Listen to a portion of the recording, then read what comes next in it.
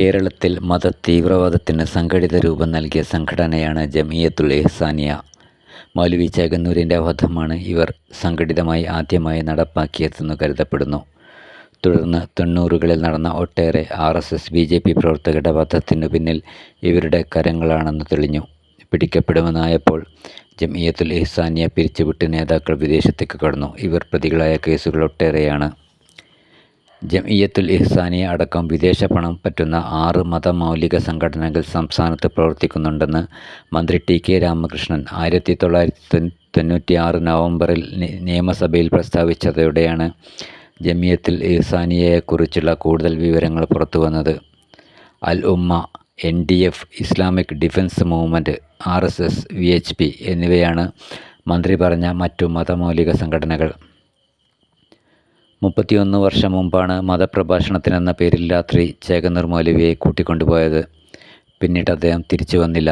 മൗലവിയെ കൊലപ്പെടുത്തിയെന്ന നിഗമനത്തിലെത്താൻ തന്നെ വർഷങ്ങളുടെ അന്വേഷണം വേണ്ടിവന്നു. കൊലപാതകമാണെന്ന് അന്വേഷണ സംഘം ഉറപ്പിച്ചു പറഞ്ഞിട്ടും മൗലവിയുടെ മൃതദേഹം എവിടെയെന്നു കണ്ടുപിടിക്കാൻ കഴിഞ്ഞിരുന്നില്ല. ഒരു സംഘം ചേകന്നൂർ മൗലവിയെ കൊലപ്പെടുത്തി മൃതദേഹം മറവു ചെയ്തെന്നും മറ്റൊരു സംഘം ആ മൃതദേഹം മറ്റൊരിടത്തേക്ക് കൊണ്ടുപോയെന്നും മൂന്നാമതൊരു സംഘം എത്തി മൃതദേഹം വേറൊരിടത്തേക്ക് എത്തിച്ച് കുഴിച്ചിട്ടു എന്നുമായിരുന്നു CBIയുടെ കണ്ടെത്തൽ. ഈ സംഘങ്ങൾ തമ്മിൽ നേരത്തെ ബന്ധമുണ്ടായിരുന്നില്ലെന്നും കണ്ടെത്തലുണ്ടായിരുന്നു. തൊഴിയൂർ സുനിൽ, വാടാനപ്പള്ളി രാജീവ്, പാലൂർ മോഹനചന്ദ്രൻ, പരിഞ്ഞനം തയ്യിൽ സന്തോഷ് എന്നിവരുൾപ്പെടെ 8 RSS-BJP നേതാക്കളുടെ കൊലപാതകങ്ങൾ ജംഇയ്യത്തുൽ ഇഹ്സാനിയ നടത്തി. വാഹനാപകടങ്ങളുടെ രൂപത്തിലാണ് പലതും നടത്തിയത്. വാടക ഗുണ്ടാ സംഘമായും ഇവർ പ്രവർത്തിച്ചു. കൊലപാതകം, തട്ടിക്കൊണ്ടുപോകൽ, മോഷണം, സിനിമാ തിയേറ്റർ കത്തിക്കൽ, റംസാനിൽ തുറക്കുന്ന ഹോട്ടൽ കത്തിക്കൽ എന്നിവയായിരുന്നു സംഘടനയുടെ മുഖ്യ പരിപാടികൾ. കാന്തപുരം ഗ്രൂപ്പുമായി ബന്ധമുണ്ടായിരുന്ന ജംഇയ്യത്തുൽ ഇഹ്സാനിയ 1994 അവരുമായി തെറ്റിപ്പിരിഞ്ഞു. ഓരോ ജില്ലയിലും 20-ൽ ഏറെ യൂണിറ്റുകൾ. സംഘടനയിൽ അംഗമാവുന്നവർക്ക് മതപരമായ അച്ചടക്കം നിർബന്ധമായിരുന്നു. 5 നേരത്തെ നമസ്കാരവും 41 ദിവസത്തെ ദിക്റുമാണ് ഇവയിൽ പ്രധാനം.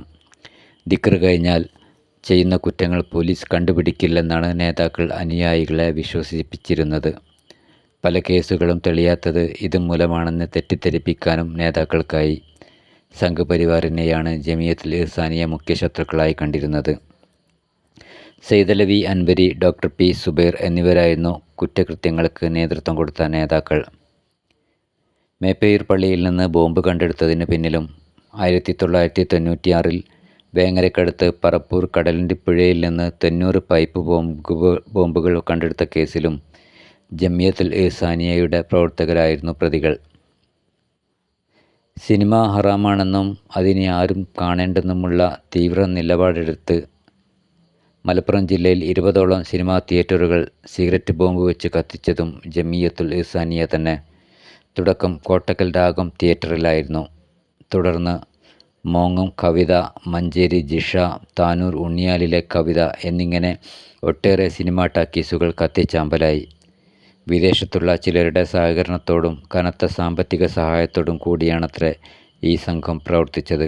കത്തിയ തിയേറ്ററിൻ്റെ പടവും തിയേറ്റർ കത്തിയ പത്രവാർത്തയും വിദേശത്തു കൊണ്ടുപോയി തെളിവായി ഹാജരാക്കിയാണത്രേ ലക്ഷക്കണക്കിന് രൂപ സമ്പാദിച്ചത്.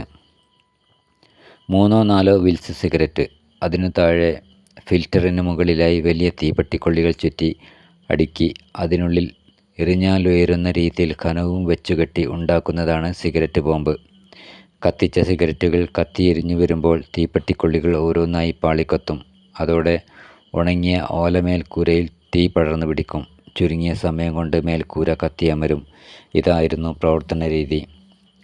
1992 ബാബരി മസ്ജിദ് തകർത്ത സംഭവത്തിനു ശേഷം രൂപം കൊണ്ട സംഘടനയാണ് ജംഇയ്യത്തുൽ ഇഹ്സാനിയ.